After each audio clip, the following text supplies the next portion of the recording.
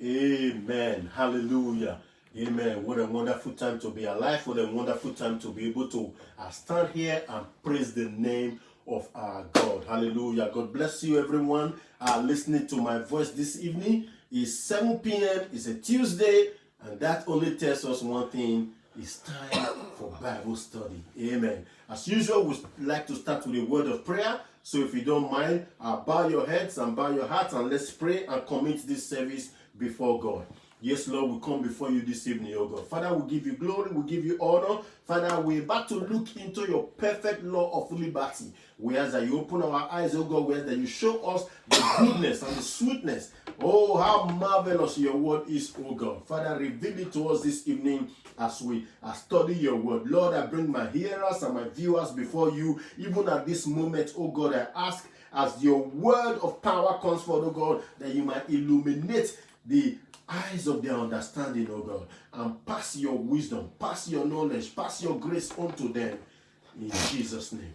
Give them understanding, oh God, far beyond what any man can do in Jesus' name.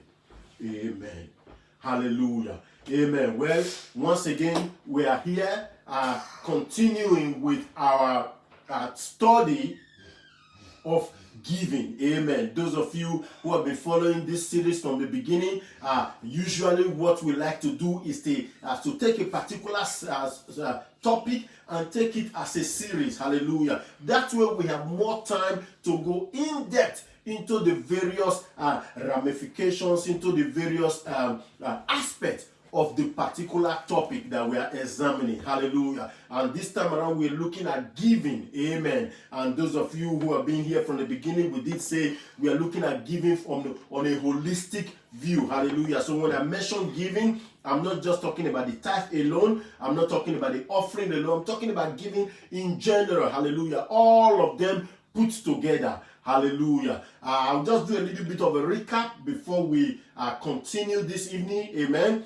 If you remember, we basically started by looking at what giving is not. Hallelujah. Time will fail me to go about after everything, but basically we know that giving is not us trying to buy our salvation. Hallelujah. It's not us trying to show the world how wealthy we are. It's not us trying to display our wealth or how good we are. Hallelujah. Giving is an act of worship. Amen. Then we looked ahead and we looked at what giving was in the Old Testament. Hallelujah. We looked at all the different sacrifices. Hallelujah. The burnt offering, peace offering, and meal offering, and all those offerings that were put together in those days as an act of worship. And we find that every one of them, they all point back to the person of Jesus Christ. Hallelujah. Then we also try to look at the act of the tithe. Hallelujah.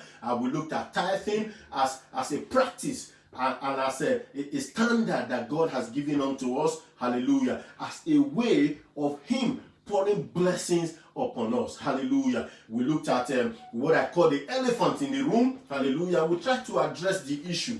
Amen. Of the argument that is around these days when people begin to say that tithing is not for the New Testament believer. We looked at all that, and because of time, I will not be able to rehash everything. But basically, if you look at it, Bible says Abraham, he gave a tithe, hallelujah, to Melchizedek, who was a type of Christ at that time. And the question I ask you, Jesus Christ, is he Old Testament or is he New Testament? Hallelujah. The answer to that question determines a lot of things, and it will determine where you stand. Hallelujah. If you know that Jesus Christ is neither Old Testament nor New Testament. Hallelujah. He is an everlasting God. Hallelujah. He has no beginning, he has no end. Of his kingdom, there is no end. Hallelujah. Therefore, it's an everlasting principle that God has put in place to enable us to express our thanksgiving and our act of worship to Him. Hallelujah. We looked at a whole lot of things during this course of the study.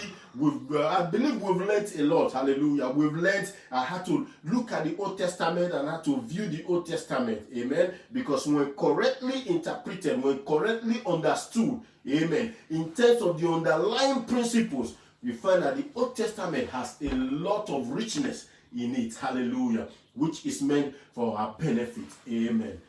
Because the letter, he killeth, but the spirit, he giveth life. Hallelujah. May I remind you that Jesus and the apostles, they all preached from the Old Testament. Hallelujah. But by the grace of God, they were able to bring out the spirit that was behind the letter of the Old Testament. Amen. And we looked at Christ as our high priest. Amen. So we looked at a whole lot of things so far in this series. But tonight we want to continue on this topic of giving. Amen. And tonight the fundamental question that I want us to look at is, why give? Why give? Amen. Why give? Let's try and examine that this evening. Hallelujah. Because people of God, I want to reiterate, I want to say again, at the end of the day, this is not an argument. Hallelujah. This is not a debate. All we're doing is showing you the word of God as we have it revealed unto us, and as we ourselves have been practicing for decades. Amen. That's what it is. It's not an argument. It's not a debate. Hallelujah. I prefer that you sit down and prayerfully consider this particular topic and this issue, and let God deal with you. Let God speak to you. Let God minister to you. Hallelujah. Amen. So tonight we're going to look at why giving. Amen. Why? Why do we need to participate? Why do we need to give? Amen. Again, as I usually say, I've got a lot of things to cover. If we're not able to cover everything, that's all right. We'll move it to next week, and next week we'll continue. Amen. Hallelujah. So before we start looking into this topic of today, why give? Why give? Why should you consider being a giver? Can I just quickly say, hope everyone is doing all right. Amen. I know that on Sunday, a lot of people were glued to the television set, waiting to hear news from the premier. I know some people were quite disappointed because you thought it didn't go far enough, or however you might feel. But there's one thing that I always want to reassure you, that I always want to bring to your remembrance. God is still in charge. God is still in control. Hallelujah. And Bible says we are inscribed in the palm of his hands. Hallelujah. And we are the apple of his eyes. Therefore, he is looking after our best interest. Amen.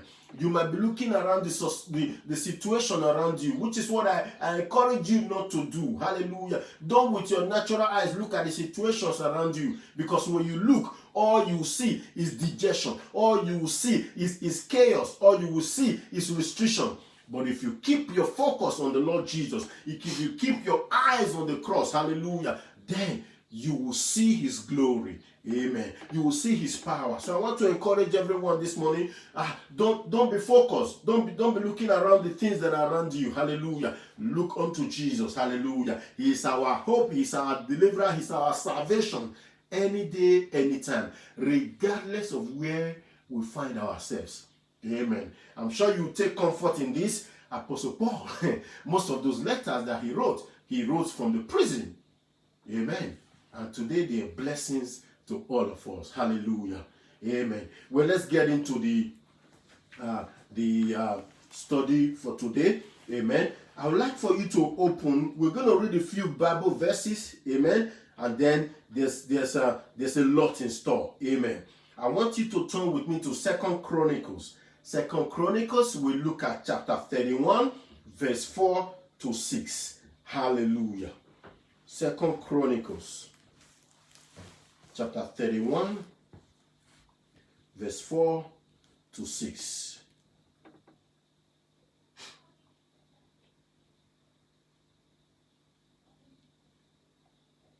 Okay. Now the Bible says here, 2 Chronicles, chapter 31, from verse 4, Bible says, moreover, he commanded the people that dwelt in Jerusalem to give the portion of the priests and the Levites, that they might be encouraged in the law of the Lord.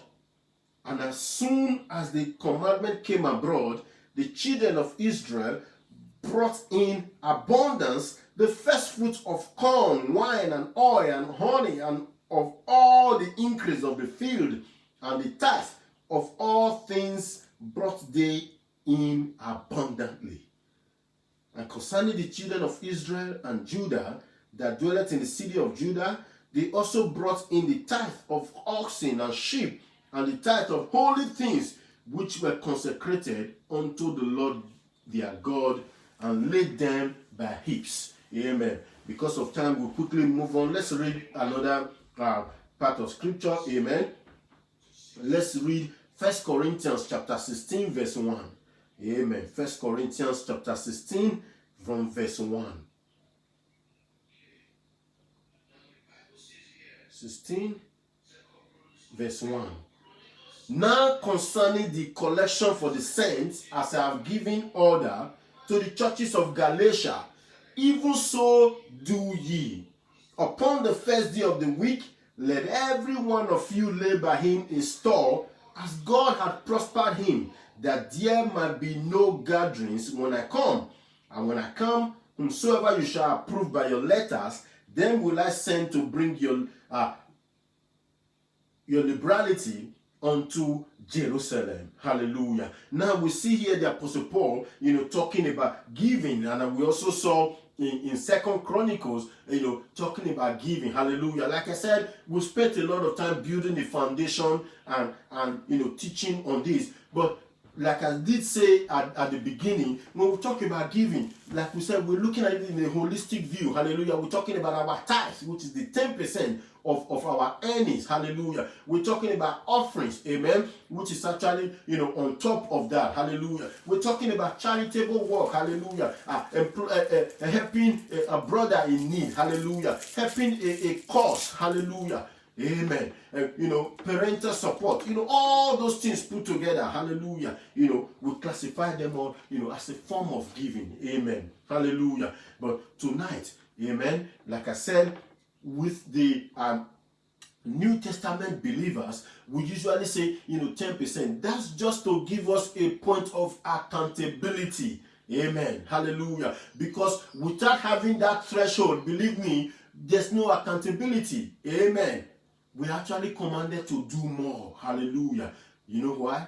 Because to whom much is given, much is expected. Hallelujah. You and I, who have been witnesses of the goodness of God, you and I who have been witnesses to the revealed word of God and his power and his manifestation. Hallelujah. More has been given unto us than them in the Old Testament time. Hallelujah. Therefore, more is required of us. Hallelujah. Like I said, the 10% is only a base. It's only a starting point. I call it the point of accountability.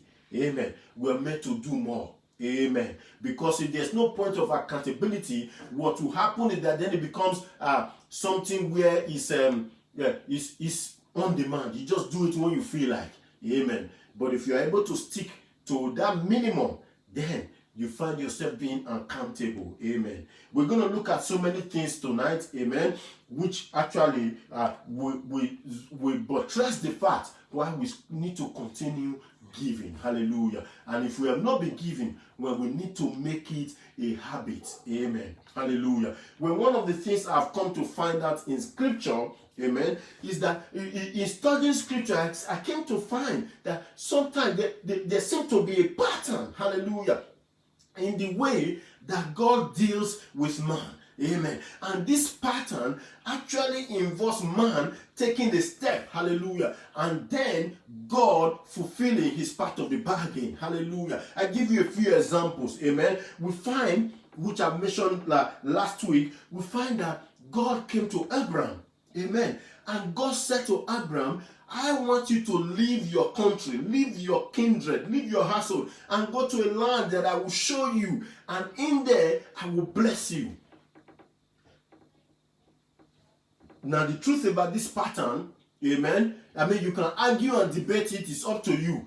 But the truth is, once you see it, you cannot unsee it. Hallelujah. And then we also see a pattern, where God spoke to Abraham and said, this is your son, Isaac. I want you to sacrifice him.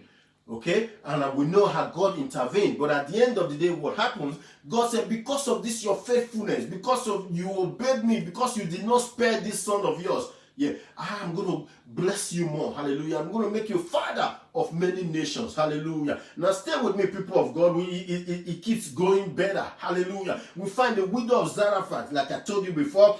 This woman, when Elijah came, and Elijah said, that oil and that flour that is left in your house, first of all, go and give me water to drink and then bake cake for me. And the woman said, this is all I have. Yeah, it's good.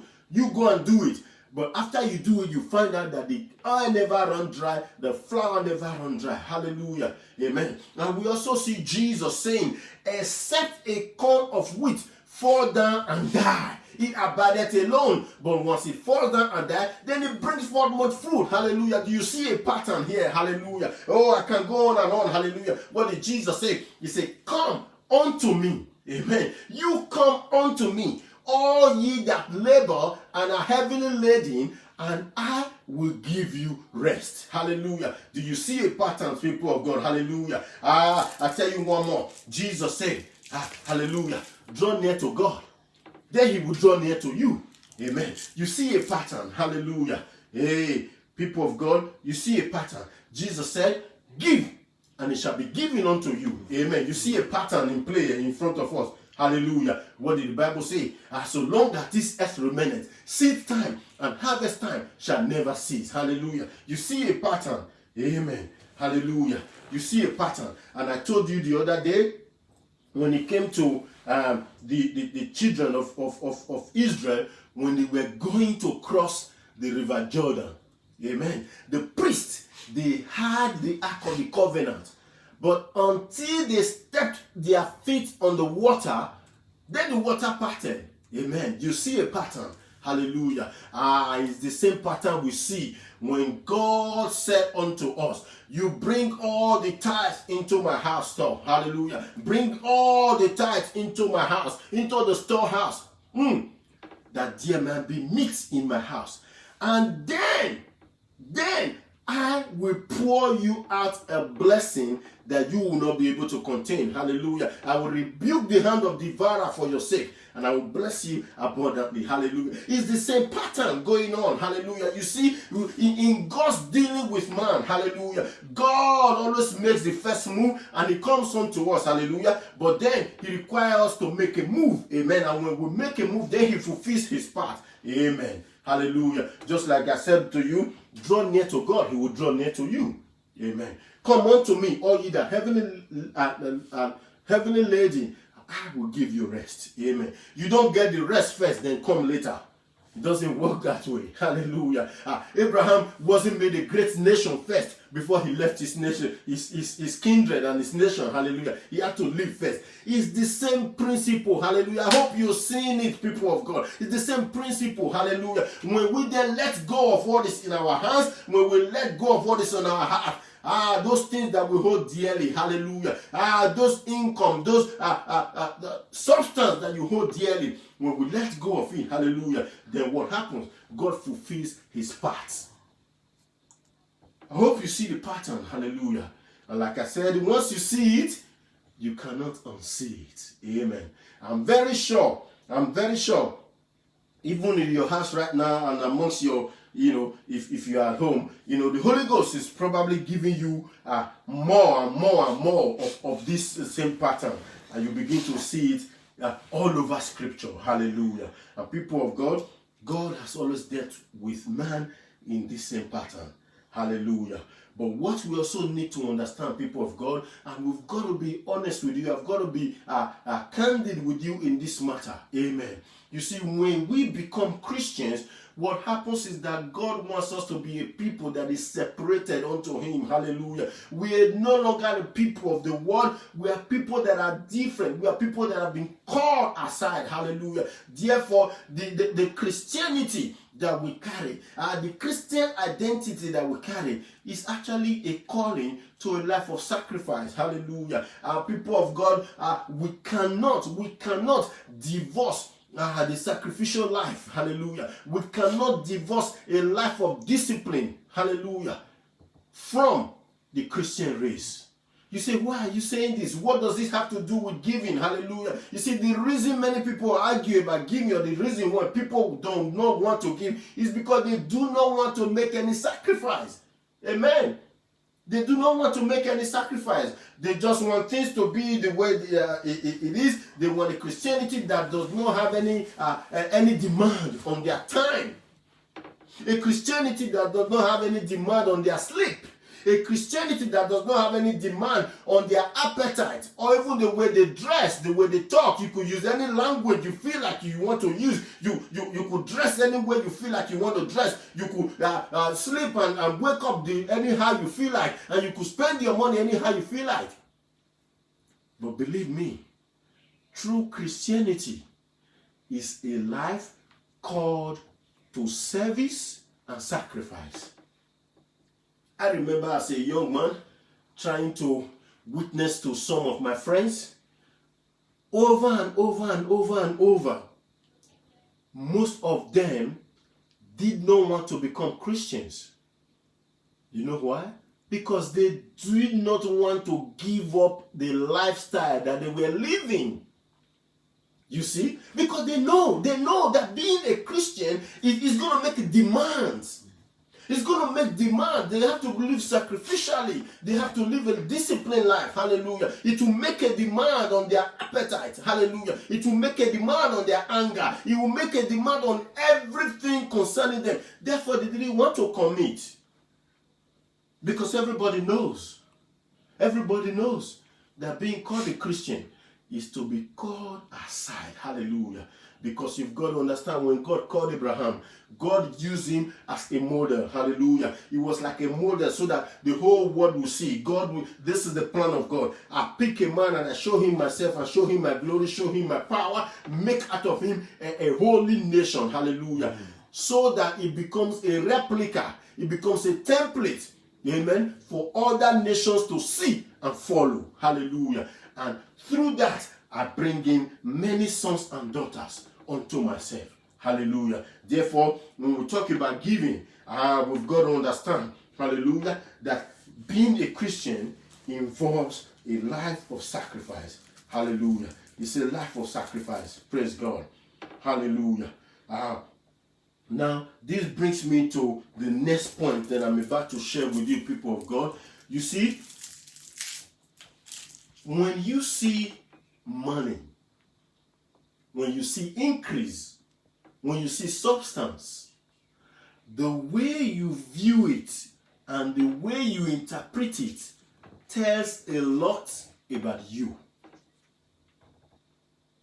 It reveals a lot about you. Hallelujah. It reveals a lot about your outlook in life. It reveals a lot about your inner dwellings. Amen. It reveals a lot about your inner desires and your inner intentions. You see, what do you mean by this? Hallelujah. You see, when it comes to money, okay, from the human perspective, man sees money, okay, and the purpose of money to include things like to provide for security. Amen. You know, people want security. Hallelujah. Therefore, they want to amass, a lot of, if you like, wealth and dollars. Amen. To give them security. Amen. They also want independence. Hallelujah. Because, today, if you look at it, there's a lot of seminars, you just go on the internet, there's so many things telling you how you can be financially independent. Hallelujah. So many things tell you how you can live a safe life. Amen. But as part of that, money to men is an avenue or a means of creating power and influence. Now, when you look at this from just the natural perspective, it looks fine. There's nothing wrong with that. Amen. From the natural perspective, there's no reason why somebody doesn't want security. From the natural perspective, there's no reason why somebody doesn't want independence. From a natural perspective, there's no reason why somebody doesn't want to create power and influence. But if you look at this closely, you will see that the mindset behind this kind of thinking, people of God, are you still listening to me tonight? Hallelujah. I want you to pay attention, people of God. Hallelujah. Because the mindset behind this kind of thinking is based on independence from God, not dependence on him. Hallelujah. Let me just make it clear. There is nothing wrong with abundance. Hallelujah. There's nothing wrong with overflowing. Hallelujah. But if the intention is to amass and amass and amass and amass, so that we enjoy security, so that we enjoy independence, then people of God, there is something wrong. Hallelujah. Because God doesn't want you independent of him. God wants you to continuously depend on him every single day. That's why when the disciples came to Jesus and said, Jesus, teach us how to pray. You know what Jesus told them? He said, when you pray, pray like this. Hallelujah. Because of time, I will not recite the entire thing. But he says, give us this day. Hallelujah. Give us this day our daily bread. Hallelujah. Give us this day our daily bread. What does that mean? It means that every day we live a life of dependence, not independence from God. Hallelujah. And so when you have this at the back of your mind, hallelujah, that money that you have in your pocket, hallelujah, that money that you have in your bank account, hallelujah, believe me, you will see it differently. You will look at it differently. Hallelujah. You will not see it as a way to run away from God. Hallelujah. As a way to get independence from God. But it will be a way for you to continuously depend on God. When man sees that real financial freedom comes from realizing that true prosperity only comes from God, and continuously committing ourselves to his purpose. Hallelujah. We must realize that true prosperity comes from realizing that all these blessings come from God, and committing ourselves to his purpose every single day. Hallelujah. Not independence from God. Hallelujah. Because the last thing God wants for you is to be cut off from him. The last thing God wants from you is to be dependent on yourself. Every day, regardless of how worthy you think you are, God wants you to always continuously depend on him. Hallelujah. And so when you start to view money in this respect, when you start to view money in this light, you see that when it comes to giving, it will not be something that is hard for you. Hallelujah. It will not be something that is difficult for you. It will not be something that you grapple with, because you already know, hallelujah, that the earth is the Lord's and the fullness thereof. Hallelujah. And you know that God's purpose for money is not to give you security. Hallelujah. Because our security is in him, not in the money. Hallelujah. Our independence is in him. Hallelujah. Because we continuously depend on him, not on what we have in the bank. Hallelujah. You know why? People of God, listen to me this evening. Because what you have in the bank. Jesus said, lay up treasure in heaven. Hallelujah. Lay up your treasures in heaven, where there's no thief, where thief cannot break in, where there's no moth, hallelujah, to come and destroy. Because you've got to understand, not too long ago, 2008, if you cast your mind back, there was the great financial depression. Hallelujah. What did they call it? The word is escaping me now, where the whole world was in a financial crisis. Hallelujah. What happened? There was a devaluation of currencies. Hallelujah. There was a devaluation of shares. Hallelujah. Companies that were worth a lot of millions. People woke up and they surprised that it wasn't worth that much anymore. Hallelujah. Even in this pandemic, amen. Even in this pandemic, hallelujah, there were people who had shares and who had property. Property prices are falling. Amen. Hallelujah. What does that really tell you? That your eyes should always be on God, not on the financial independence that you think you have. And again, like I said, once you have this as your understanding, then giving will not be an issue. Amen. Hallelujah. Because God's purpose for money, hallelujah, is for provision. Hallelujah. God's purpose for money is for direction. Hallelujah. God's purpose for money is for fellowship. Hallelujah. God's purpose for money is to establish a daily dependence on Him. Hallelujah. God's purpose for money is to deepen our love for the Lord. Hallelujah. And the purpose, the reason why God has blessed us abundantly is to deepen our love for Him. Hallelujah. Because like I did mention to you the other day, giving is an act of worship. Amen. Amen. Hallelujah. Therefore, it's to deepen our love for Him. Hallelujah. Another reason why you should consider giving, hallelujah, from God's perspective, amen, is to learn to live within your means. Amen. Believe me. Amen. If you don't have all those excesses that you actually don't need, believe me, you could live comfortably on 90%. Amen. One of these lessons, we're going to deal with that issue, amen, and we're going to expand more on it. Hallelujah. I know what you're thinking. Oh, I'm on benefit. I'm not rich like you. I'm not, this like you. I'm not that like you. I know, but the truth is, hallelujah, when we depend on God, when we trust Him, hallelujah, and when we honor Him, He will always shine through. He will always prove Himself. Hallelujah. Why? Because it's what He said. He said, test me and see if I will not prove myself. He will always prove Himself. Always, always, always. Hallelujah. And can I just mention, those 50 pairs of shoes that you actually have in your wardrobe, that you actually don't need, hallelujah. That monthly payment that you're paying for that thing that you actually do not need, amen. I go back to my popular saying that I used to say, we borrow the money that we don't have to buy the things that we don't need, so that we can impress the people we don't like. If you cut off all those prideful things from your life, you'll be amazed how well you can become a custodian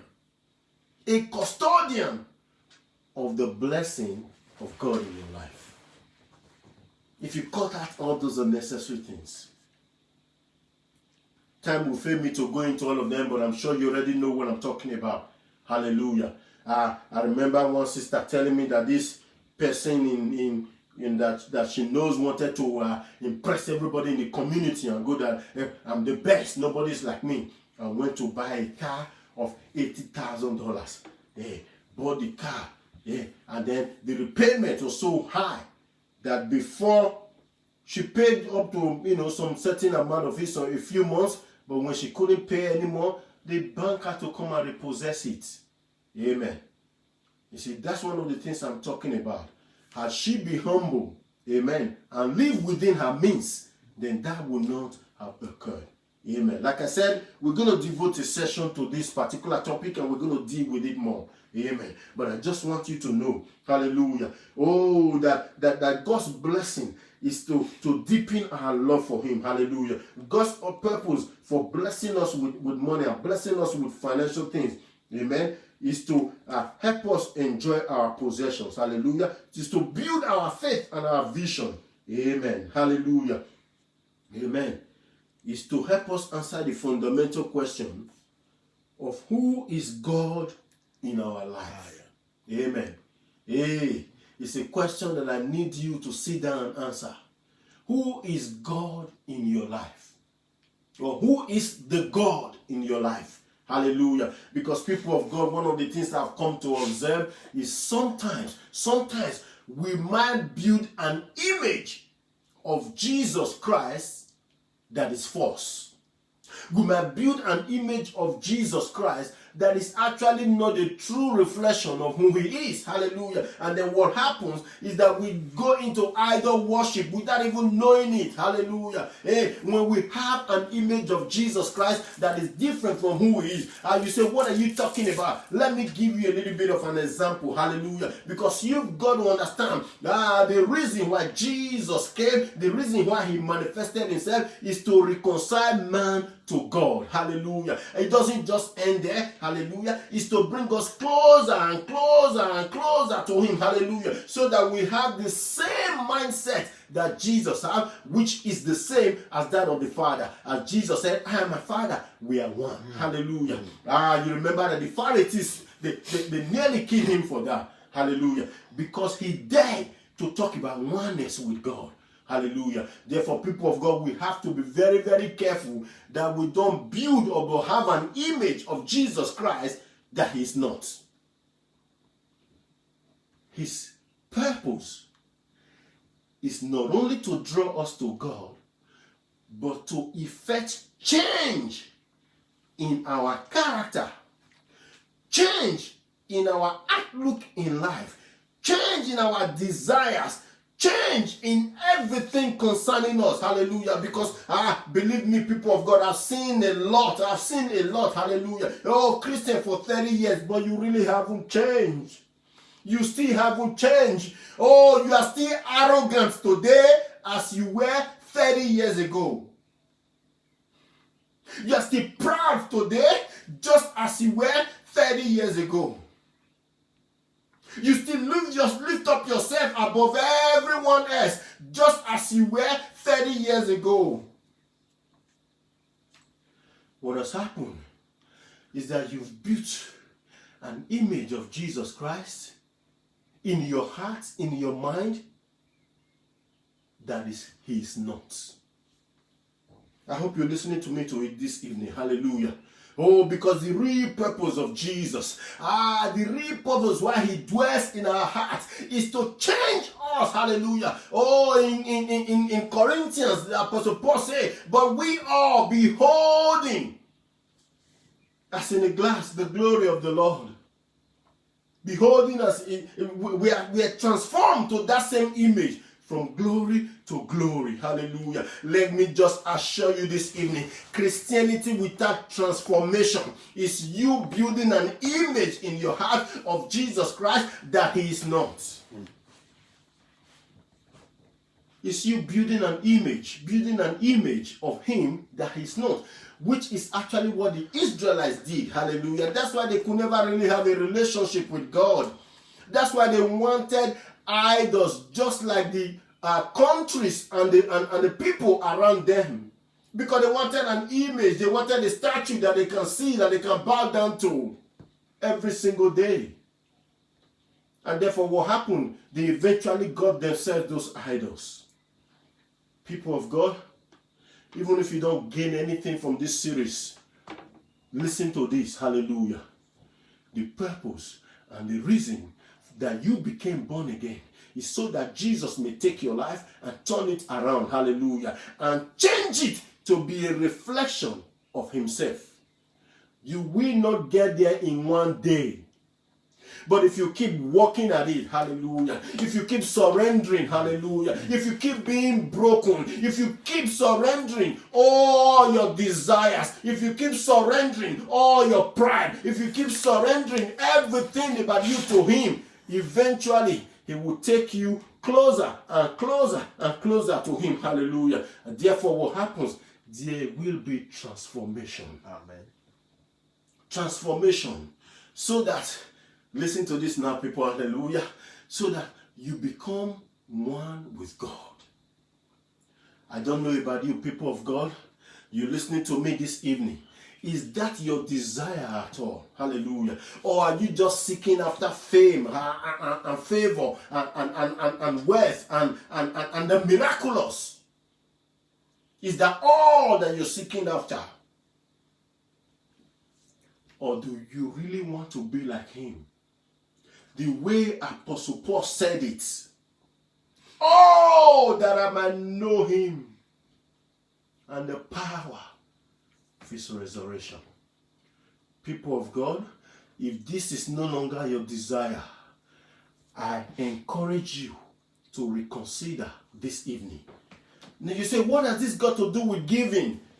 Everything. Everything. You know why? Oh, because when you have that oneness with God, hallelujah, when his desire is your desire, you know what happened? You want to see his kingdom prosper, hallelujah. You want to see his cause prosper, hallelujah. You want to see the kingdom of God established and prosper and grow in this country, in the world. All this happens through the giving of the saints. Let's not make any mistake about it. The fundamental way in which God has established for his work to be done is through the giving of his children. In Exodus, when Moses was about to build the tabernacle, what did God say to Moses? Say to my children, hey, let them all bring me an offering. And that is what was used to build the tabernacle. Hallelujah. It's still the model of God. It's still the plan of God. It's still what God uses today. His children doing his work. Hallelujah. His children parting with their possession, parting with their income, parting with their wealth to build the kingdom of God. Hallelujah. Because you've got to understand where your heart is, there your treasure is as well. Hallelujah. Where your heart is, there your treasure is, and that's where you want to invest. But if your heart and your treasure are in two different places, you see, with our mouth, we say, we come to church on a Sunday morning, and with our mouth we sing, I surrender all, I surrender all. But then when it comes to financing the gospel, when it comes to financing the gospel, hey, then we come out with with 10 million different reasons why giving, why tithing is not for today. It always makes me laugh, hallelujah. Because children of God, you've got to understand with me, hallelujah. Where your heart is, that's where your treasure is as well, hallelujah. But Jesus said, lay up treasures in heaven, amen, hallelujah. Because let me tell you, if you're truly passionate about the kingdom of God, or if the prosperity of the kingdom of God is what drives you, then no price is too big. I remember Nehemiah. He was a cupbearer. He was doing very, very well.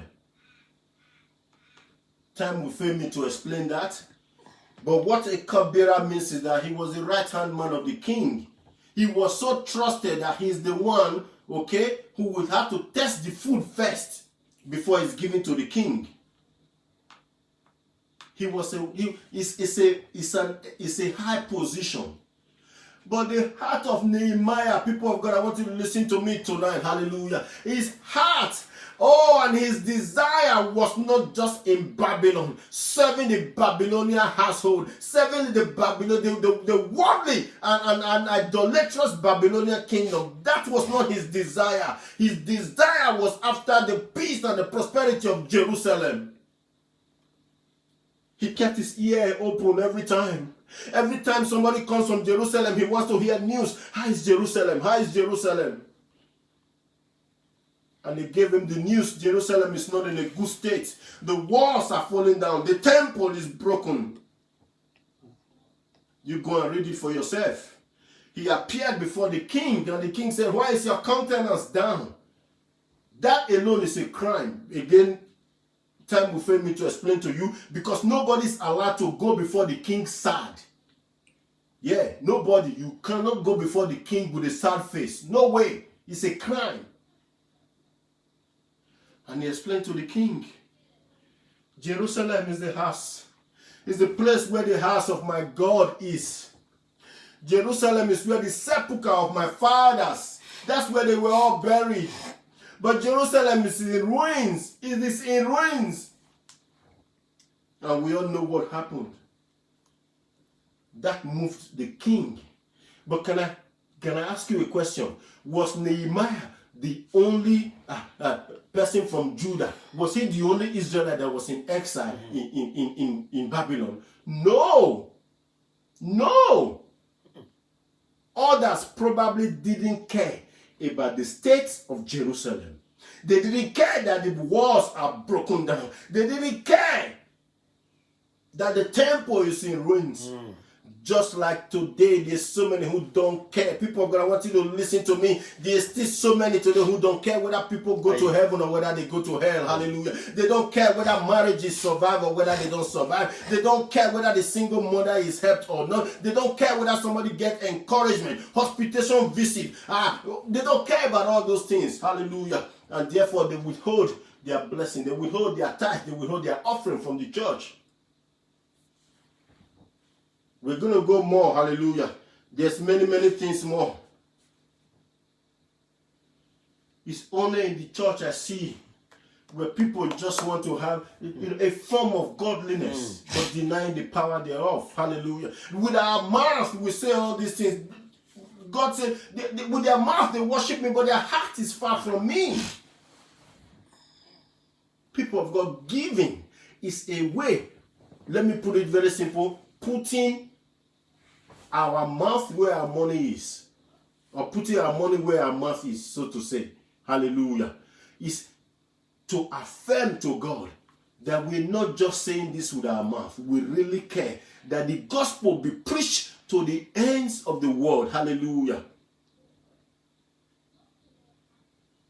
So I want to encourage you and ask you tonight, are you passionate about the kingdom of God? Are you passionate about the word of God? Are you passionate, hallelujah, that the house of God is standing? You know, there's the colleague of mine that I work with, and I don't approve of him. There's so many things I will not go into, but the man told me a story. He's an animal lover. He loves animals. And then the company that he was working for, he was a top manager in this company. But then what happened that the company relocated, and then they had their office near an abattoir. And the man said, I just couldn't live with it. I couldn't stand it that every day I look at the window and I see a big truck coming in with all these animals, and they're going into the abattoir to be slaughtered. He just couldn't handle it. He resigned from the higher managerial position that he was in, and he found a lower paying job with a lower title. Why? Because the man had conviction. He had principles and he had conviction. Here's my challenge to you this evening. What is your conviction? What do you stand for? What do you stand for? You know, the children of Israel, when they were taken to Babylon as slaves, read it in Psalms. The Babylonians came to them and they said, play for us on your instrument. Play for us on the harp. Bible says they hung their harps on the willow. And they said, Jerusalem, oh Jerusalem, if I ever forget thee, may my right hand forget its cunning. May my tongue cleave to the roof of my mouth. Oh, Jerusalem. Why? Because they're passionate about Jerusalem. Hallelujah. Why Jerusalem? Because that's where the temple of the Lord is. But today, so many people bring up a lot of argument. Hallelujah. The fact remains that God has his hand on some people, and he has called them to abandon all the different pursuits that they had in this life, and God had commissioned them into full-time ministry. Hallelujah. And they dedicate their time, their effort, their energy, everything. And it behoves on you and I to bring our offering, to bring our tithe into the house of the Lord, to support the kingdom, to support these people. People of God, you've got to understand. That's why I started by saying, once you understand what God's purpose is for money, hallelujah, once you understand the intention of God for blessing you with the blessing that you have, when it comes to giving, it will not be something that you struggle with, hallelujah, because you were made a blessing, hallelujah, so that you can be a blessing, hallelujah. You were blessed so that you can be blessed, hallelujah. You were blessed, amen, so that you can demonstrate the mark of a Christian, hallelujah. So that you can help to multiply the kingdom of God, hallelujah, so that you can join and help in demonstrating God's power. Hallelujah. Amen. Hallelujah. So that you can help to mock the false god of our age. What is the false god of our age? Material things. Hallelujah. Many people who have their hope on just material things. You don't need to go far. Hallelujah. You can see it when the society looks as a man and we rate him. We rate him based on the car that he drives, based on the size of the house that he lives in, based on the cost of his wristwatch, based on the cost of his suit, but not on his character. Not on his character. Why are there celebrity pastors? Because the whole world is drawn to the material. People of God, giving is a way for us to say that we are not submitting to the false god of this world. Because you've got to understand. Let's read it, because I really have to show you this. Hallelujah. Like I said, I've got a lot of things to share in this. If we cannot finish it today, we'll continue next week. But there's something I want to show you. Hallelujah. If you go to Deuteronomy 32, verse 21. Deuteronomy 32, verse 21.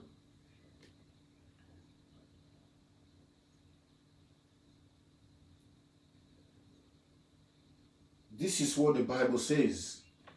And this is God speaking. He said, they have moved me to jealousy with that which is not God. They have provoked me to anger with their vanities. And I will move them to jealousy with those which are not a people.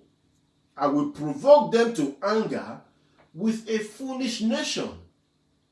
People of God, if you examine this carefully, you discover that here, what God is talking about, that his people have abandoned him. Hallelujah. But they have gone after other idols. What other idols? Hallelujah. I want you to stay with me, people of God. The word for idols that is referring to here is referred to the things that pass away. Hallelujah. Things that are passing away. Amen. That's why there's the Common English Bible, okay, translates this word idols, and it's this very verse. It says, they provoked me with no gods, aggravated me with their pieces of junk. That's how the Common English Bible translates this very verse. Pieces of junk. People of God, I want to ask you tonight, the things that charm us away from God, they are just as fleeting as a puff of air and enduring only as a bubble. That's all they are. They are pieces of junk.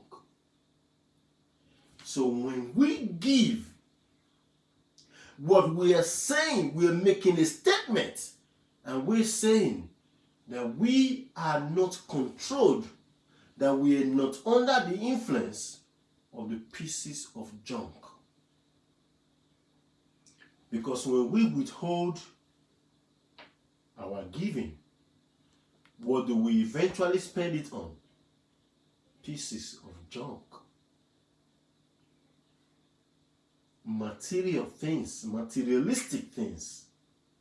Therefore, people of God, you see, we need to acknowledge every time when we give, whether it's our offering or our tithe, what we're actually doing, we are acknowledging God as the owner of everything. Hallelujah. We are also acknowledging, amen, that he owns everything. Amen. And we are only giving back this as a token of appreciation for the knowledge, for the wealth, for the health, for the strength that he has given us to be able to actually acquire what we have. That's what it is. It's a sign of acknowledging God as the owner of everything. When we give, that's what we're doing. We are acknowledging God as the owner of everything. People of God, like I did mention at the beginning, because we're nearing the 1 hour mark now, we're going to continue this and take it further next week. But in closing, there's a spectacular incident that happened in Luke chapter 10 verse 25. Because of time, I might not be able to read it, but the Bible said this young rich ruler, he came to Jesus and he said, Master, what is the greatest commandment? And Jesus said, the greatest commandment is easy. Thou shalt love the Lord thy God with all thy heart, with all thy strength, with all thy might, and love thy neighbor as thyself. And the man was happy. He wanted to justify himself. Hallelujah. He was happy. I said, Master, this is all I've been doing for a long time. But then the man gifted you and I an incredible insight into the mind of God. When he asked the question and he said, Jesus, by the way, who is my neighbor? Within that question, the man gifted us an incredible opportunity to see into the heart and the mind of God. Because then Jesus began to expand to him, and Jesus said, in order to demonstrate to you who your neighbor is, I'll tell you a parable. Hallelujah. And you all remember the parable of the Good Samaritan. Amen. Because up to that point, what happens is that this man considers himself a good man. He considers himself as somebody that keeps every part of the law. To himself, he's self-righteous, he's good. But he never, ever considered that Samaritan as his neighbor. To him, the Samaritan is somebody foreign. Is somebody not to be associated with. Is somebody you have to distance yourself from. Is somebody you don't even want to hear about. But when Jesus finished with the parable, Jesus asked him, out of these two men, or out of these people, now who do you think is the man's neighbor? Then the man answered and said, well, it's the man that came to his aid. The man that came to his aid. People of God, do you know there are many, many people around the world who you might not consider as your neighbor? There are many, many people in the world who you have been blessed so that you can be a blessing unto them. But you might not have actually considered yourself as their neighbor. Therefore, you see, the Church of Jesus Christ has been tasked with the Great Commission. With the Great Commission of taking the gospel to the ends of the earth. When we give, we are being someone's neighbor. Because when you give, your giving sponsors someone somewhere who is less privileged than you are. But people of God, like I said before, when it comes to giving, in my humble opinion, it is more of a thing of the heart and it's more of a thing of trust. And every day when we wake up, there's a fundamental question that is being asked of us. And that question is simple. Do you trust me today? Do you trust me today? That I am your provider, that I am your protector, that I am your healer, that I am your peace. Do you trust me today? And therefore, when we give, we are expressing that we trust God as our provider, as our strength, as our healer, as our protector, and our everything. It goes beyond just saying it with our lips. When we give, we are actually putting those words into action. Again, I remind you, the fundamental question that confronts us as Christians every single day is this: do you trust me today? Do you trust me today that I am who I say I am? That I can do what I say I will do? That I can bless, that I can heal, that I can deliver, that I can prosper? In closing, let me just quickly remind you about Adam and Eve. God reserved that tree in the middle of the garden, and he said, that's the one you're not to touch. You can touch everything else. Guess what? That one is where they had their interest in, the one that is reserved. But do you know the fundamental reason why they became vulnerable to the serpent? It was more of a trust issue. Had they trusted God,